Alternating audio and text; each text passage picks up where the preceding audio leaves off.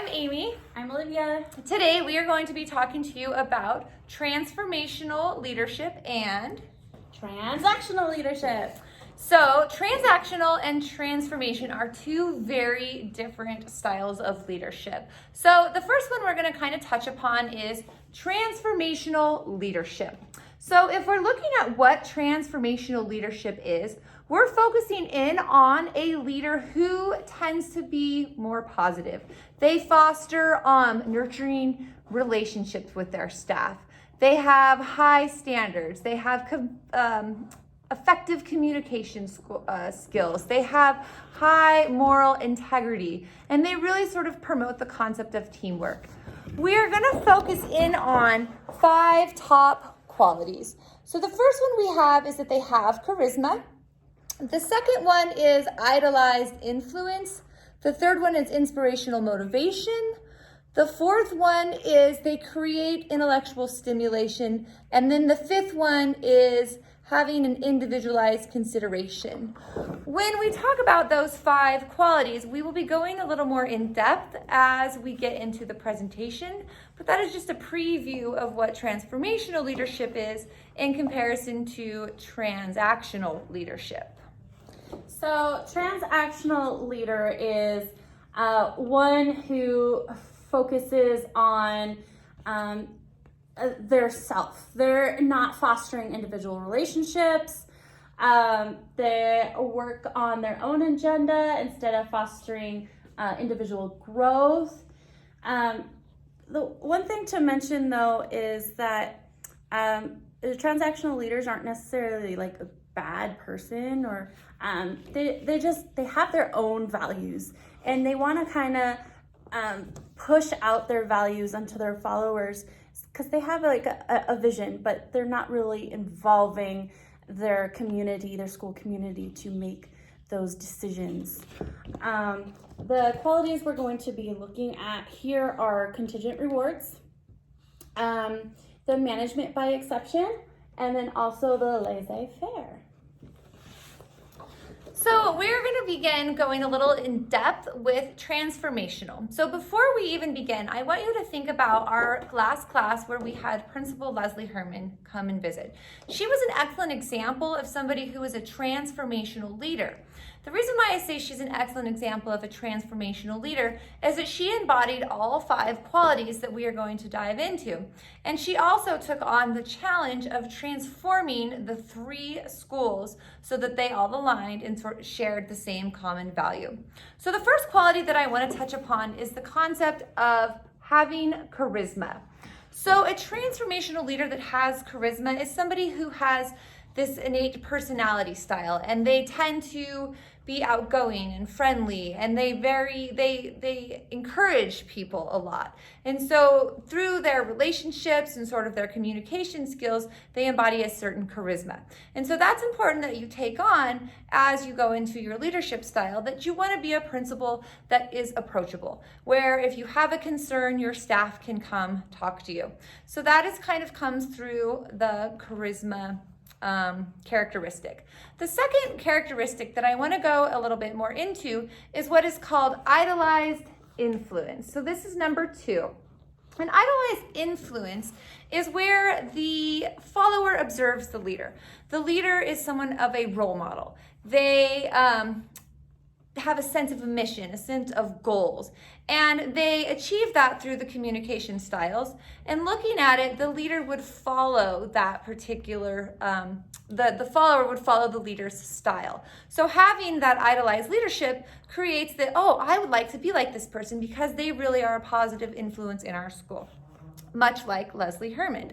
Going back to the number 3, the inspirational motivation. When we're looking at the concept of inspirational motivation, the leader really kind of embodies that concept of team spirit, that we are all one big team, we can do this together. And so they set high expectations. You know, what are the goals? Making sure that they communicate those goals effectively. They might inspire by giving you a pep talk. You know, you can do it. You're a great teacher. These are the things. So let's kind of continue on and work together. So really inspiring the person, inspiring the staff to continue to work hard to achieve the school goals. The third one that we're going to look at is the intellectual stimulation. Having intellectual stimulation is important in a school because a leader needs to establish the relationship that everybody is valued. And by creating an intellectual stimulation, the leader challenges the teacher to come up with creative, teaching new approaches, things that challenge the person to think so that they feel like they're contributing to the goals and the mission of the school and not just being told exactly what to do. It's not a dictatorship. We are here to work together as a team to inspire and create school goals and create a good, positive working environment. The other one that we're going to talk about would be the individual consideration. And so much like situational leadership, where the leader kind of takes on the various roles dependent upon the needs and sort of the competencies, an individual leadership style takes on and listens to what are the needs of the staff. They might delegate their responsibilities. They are going to listen to what needs to happen, what changes people want, and then everyone will work together to strive for that goal. So a lot of these qualities have been founded by James Burns, who was the sort of leader, if you will, in creating the top 5 values of transformational leadership. However, he had 2 follow-ups, which was Bennis and Nanis, and they added 5 other qualities. So their qualities that they created was that there definitely needed to be a strong sense of trust. If the staff does not trust their leader, there's going to be no success. So we absolutely need to have trust with the staff, trust with the leaders, so that we're comfortable talking with each other. We also need to have a strong value and a strong mission. And so by looking at the values and looking at the mission, the school and the staff can work together to create and reach the goals. The other thing that they do is having a positive self-regard. Both the leader has positive self-regard for themselves, but also appreciates and creates positive self-regard for their staff.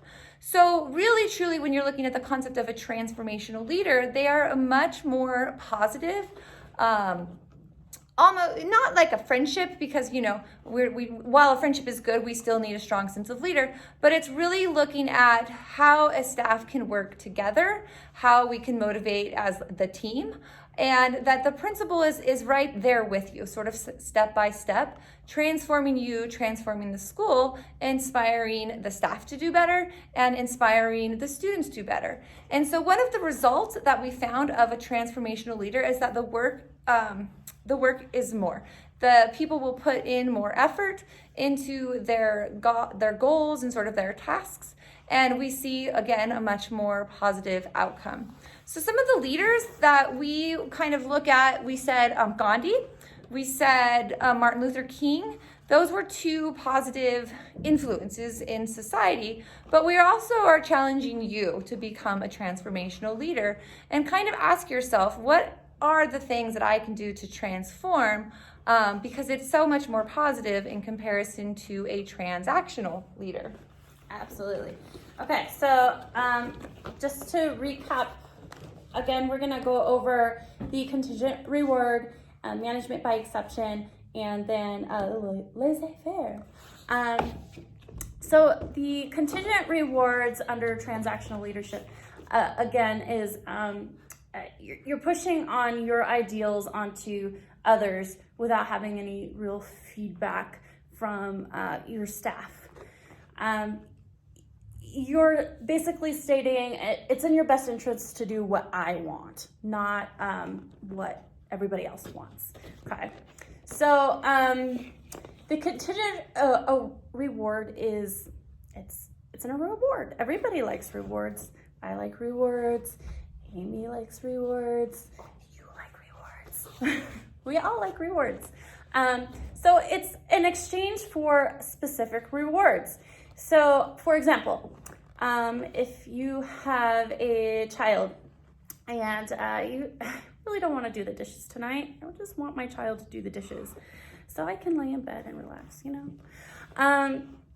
Hey, if you do the dishes for me, I'll give you a bedtime of 9 o'clock instead of 8 o'clock. How's that sound? Okay. Again, it goes back to your own agenda, but it is kind of a sense of extrinsic reward for the child to do. The second one example that I wanted to give was exchanging or negotiating certain tasks to receive tenure or highly effective on evaluation. Next, I wanted to touch base on management by exception. This involves corrective criticism. There's negative feedback. It's negative reinforcement as well. Not the greatest way to go about things. There's two types of management by exceptions. The first one is active. To be active, you're looking for others, you're actively looking for them to make a mistake so you can correct it immediately, but you do this in a very negative way. The second one is for passive. It intervenes after standards not being met. There's no correction at the time that the mistake is met. For example, you are a leader and a teacher, you're noticing that they're making mistakes, or they should be doing something different, but you don't tell them right away. You just give them a bad evaluation without any conversation whatsoever. The laissez-faire is a little bit different. I feel like laissez-faire is often its own little world. So if you turn to page 167 and you notice the continuums, the first one is a transformational, the second one is transactional, and the third one is laissez-faire. So the laissez-faire is on the right side of transformational and transactional continuum. It is a non-leadership approach. It's very hands-off. There are no meetings, there are no long-range plans. It's just kind of, okay, go about your business and I'll do my business, you do yours type of approach. Now, some of the examples that we came up with for the type of people who are transformational leaders are politicians promoting their own agenda to try to obtain those votes. Second one is store managers trying to gain better commission. And have you seen the movie, The Wolf of Wall Street? It's an awesome movie. But not the greatest way to be a leader in that way. There's some pretty bad examples there. The leader you do not want to become is a transactional leader. So as you can see from transactional leaders, it creates a much more negative working environment and doesn't really foster the care for the staff and sort of the shared responsibility. So as we proceed into sort of becoming leaders, we really want to kind of reflect on, well, what is our leadership style? And a transformational one is a great one to follow because the leader is there with the staff, is very supportive, sets very clear expectations, communicates the expectations well, but does so through a nurturing, fostering relationship. So we are going to kind of demonstrate the differences between a transformational and transactional leadership style. So Olivia is going to be the transactional principal, and I will model a transformational principal. Hi, Olivia. How's your day going? Oh, not so great. It was kind of a rough day. Well, what happened to school? What's going on? Well, you know how the star ratings are. Looks like we're going to drop a star and become a 2-star school, and I really don't want to be a 2-star school. So I'm looking at all the data that I can acquire, and it looks like we have a real big problem with literacy. So I did a whole bunch of research and found a really great program, but it's a scripted program. And when I told the teachers that we were going to be implementing it, I had a lot of pushback. I even brought donuts, Well, everybody loves donuts, so good job there.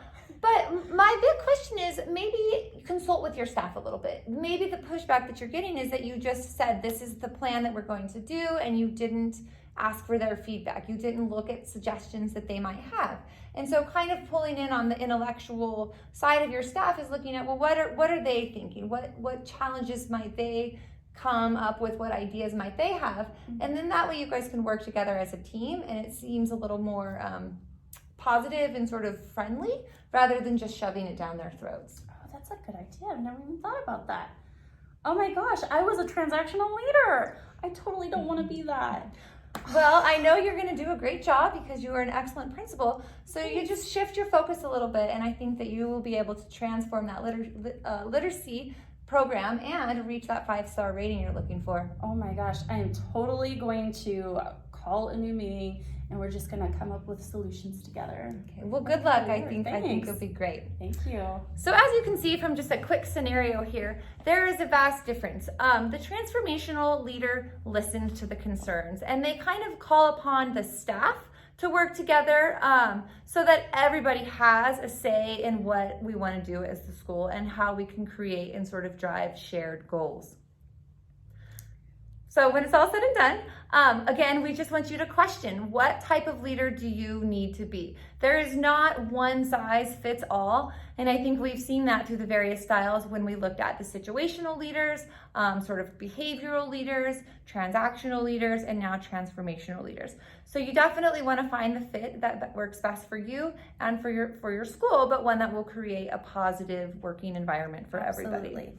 We have become teachers to inspire our students. But as principals, we get to inspire the teachers who then go on to inspire the students. So without that inspiration there, it lacks the imagination, it lacks the motivation, and it's gonna affect the students ultimately. So motivation, transformational is the way to go. Transformational, we can do it. Woo! Woo!